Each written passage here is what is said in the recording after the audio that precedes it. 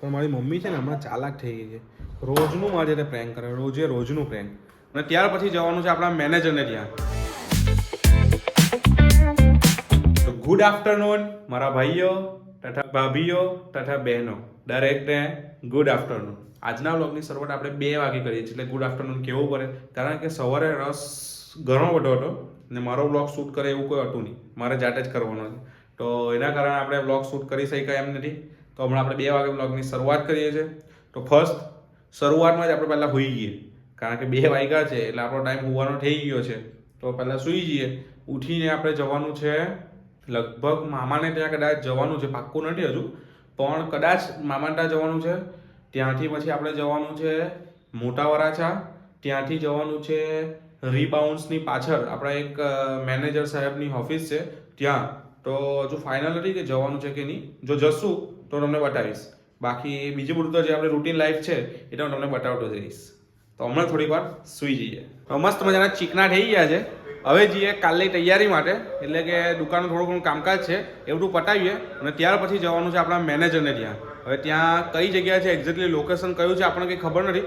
Location આવે પછી જોઈએ અને તમને બી હાથે બતાવીએ. તો હમણાં જઈએ પહેલાં કામકાજ પતાવવા. તો અમે અમારા જેનિસભાઈને મળવા આવી ગયા છે. જેનિસભાઈ મસ્ત બેઠા છે, બર્ગર ખાધું, બસ હવે છૂટા પડીએ અને પછી જવાનું છે ફ્રેન્ડ્સ જોડે. તો મંદિરે બી જવાનું બાકી છે હજુ. 1 વાગ્યા જેવાની આસપાસ જવાનું થાય. આજે થોડું મોડું થાય પણ જવાની કોશિશ કરીએ છીએ. જો જવાય તો સારું, નહીં તો પછી દેખા જાયગા. ફાઇનલી આપણે 12 વાગે ઘરે તો આવી ગયા છે, પણ મારી મમ્મી છે ને હમણાં ચાલાક થઈ ગઈ છે.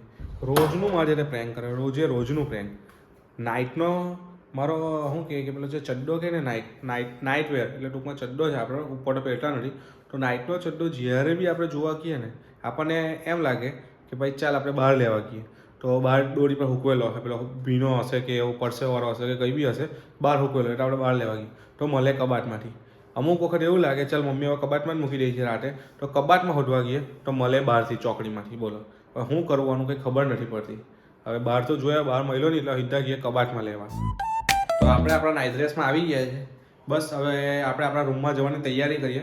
આજે વહેલા આવ્યા છે તો થોડું ઘણું શું કહે કે આપણું મેડિટેશન તો નહીં કહેવાય, પણ આપણે આપણા ધંધાને કઈ રીતે આગળ વધારવો એનું થોડું ઘણું જોવાનું છે. તે નવા ધંધામાં કેવી રીતના પગ મૂકવો એ બધી વસ્તુ જોઈએ ઉપર ગઈને. તો એ પહેલાં હળદરની ફાંકી મારી લઈએ. એટલે રોજે હું તો મારું છું, હમણાંથી નહીં, લગભગ છેલ્લા નહીં તો 3 વર્ષથી હું હળદરની ફાંકી મારીને હોઈ જાઉં. ભાગ્યે કોઈ 1-2 દિવસ છૂટી જાય તો એ દૂરની વાત છે. બાકી હળદરની ફાંકી મારું કાં પછી મેથીની ફાંકી મારું. ફાંકી એટલે કેવું હાથમાં લેવાનું, મારી દેવાનું, પછી પાણી કંઈ પીવાનું નહીં, ડાયરેક્ટ બીજા દિવસે. બસ તો પહેલાં આપણે એ મારીએ, પછી સીધા જઈએ ઉપર.